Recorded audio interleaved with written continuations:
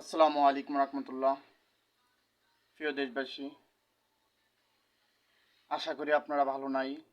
ঠিক আছে, কারণটা হলো আমরা এতদিন ফিলিস্তিনি মুসলিমের জন্য আমরা দোয়া করতাম, আর সেই দুঃখ এখন আমাদের বাংলাদেশের উপরে ভর করলো। আজকে আমরা বাংলাদেশের সকল মুসলিম ভাই বোনদের জন্য আমরা দোয়া করি। আল্লাহ পাকে জানে আর কত বাংলার জমিনে রক্ত ঝরবে, একমাত্র আল্লাহ পাকে বেশ ভালো জানে।